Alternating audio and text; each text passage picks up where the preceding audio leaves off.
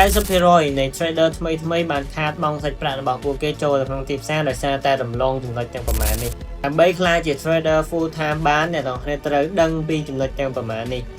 ថ្ងៃនេះខ្ញុំនឹងលើកយកចំណុចមួយគឺការជ្រើសរើស concept ដើម្បីរៀនមកចែកជូនអ្នកទាំងគ្នាភាគច្រើននៅលើ social media នៅលើបណ្ដាញសង្គម concept ដែលអ្នកទាំងអាចនឹងឮច្រើនមានដូចជា ICT,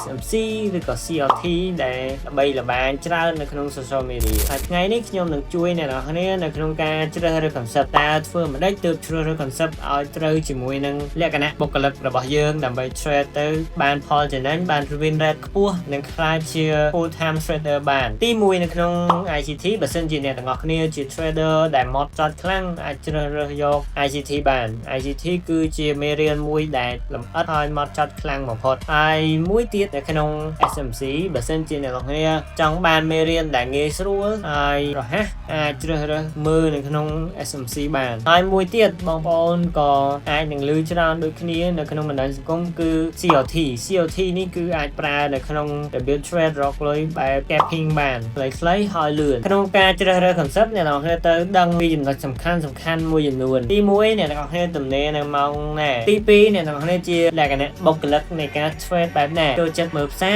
រឬក៏មិនចូលចិត្តអង្គុយមើលផ្សារយូរទេចូលចិត្តមួយថ្ងៃជា day trade ចូលតែ3 position ឬក៏2 position ឬក៏1 position ឬក៏ swing ឬក៏ scalping ត្រូវដឹងពីចំណុចនីមួយនៃ type of trader ប្រភេទអ្នក trade មាន day trade មាន swing មាន scalping មានអីច្រើនទៀតអញ្ចឹងនៅពេលដែលអ្នកទាំងគ្នាដឹងពីប្រភេទទាំងអស់ហ្នឹងអ្នកទាំងគ្នានឹងដឹងពីអត្តចរិតរបស់ខ្លួនឯងនៅពេលដែល trade មែនទែនថាយើងចូលចិត្តអង្គុយមើលខាតនឹងអត់ឬក៏យើងចូលចិត្តបែបម៉េចហើយនៅក្នុងការជ្រើសរើស concept នីមួយយកមករៀនអ្នកទាំងគ្នាត្រូវចំណាយពេលយ៉ាងហោចណាស់ក៏3ខែដើម្បី back testing នៅលើ concept មួយហ្នឹងរៀនហើយយើង back testing នៅលើ concept មួយហ្នឹងយ៉ាងហោចណាស់ក៏រយៈពេល3ខែដែរហើយអ្វីដែលអ្នកទាំងគ្នាត្រូវចាំនៅក្នុងចិត្តនោះគឺថា concept មួយណាក៏ដោយក៏មិនអាចមាន win rate 100% រហូតដែរអញ្ចឹងត្រូវចាំចំណុចហ្នឹងហើយនៅចំណុចពិសេសជាច្រើនទៀតនៅក្នុងការក្លាយទៅជា full time trader ខ្ញុំនឹងចែករំលែកនៅក្នុងវីដេអូក្រោយៗបន្ថែមទៀតអញ្ចឹងកុំភ្លេចតាមដាន follow TikTok និង Facebook របស់ខ្ញុំផងដែរហើយបើចង់បានព័ត៌មានឬក៏ចំណេះដឹងផ្